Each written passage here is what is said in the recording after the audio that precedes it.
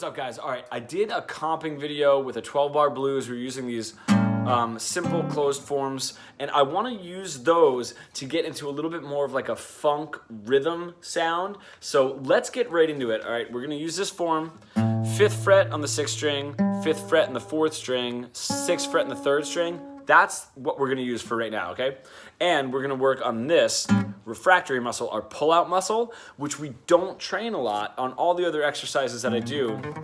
It's a lot of strength training and agility kind of on our squeeze muscle. So we're going the opposite way.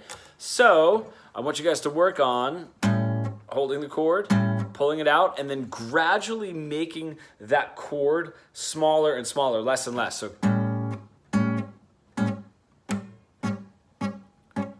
right, until it's almost percussive.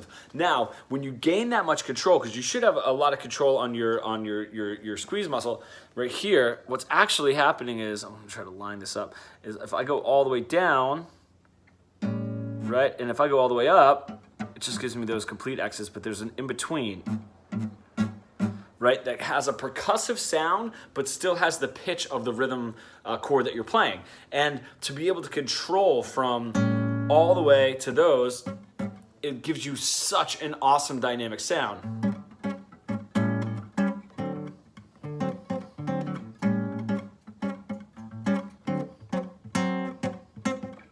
All right, and that can play throughout your whole guitar, and you can even use it for lead stuff, which is awesome. But getting that dynamic down. Now, since we do train with our other muscle group, there is a way to do this which isn't just in this exercise and in this example.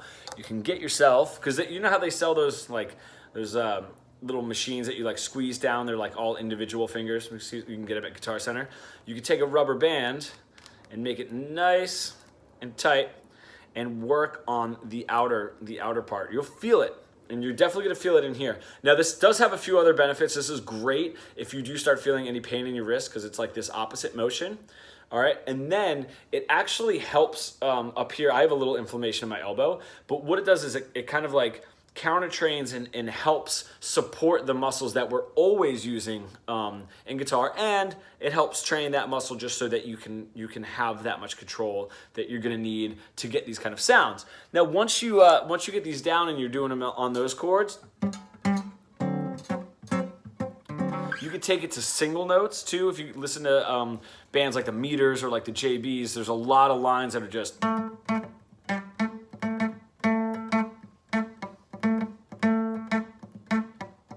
right, and it has that in-between percussive, but also right, that dynamic of a sound, or your bottom few strings too. I love that.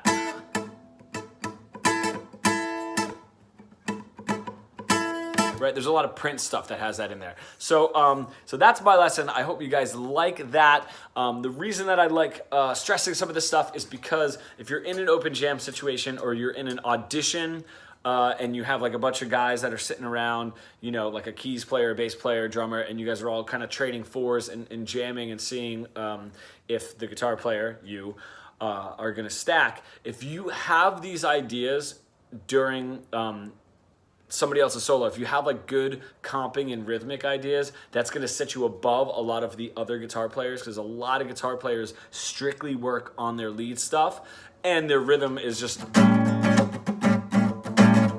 which completely tramples the drums, right? So it just gives you a leg up. So work on it. Let me know how it goes. Thanks, guys.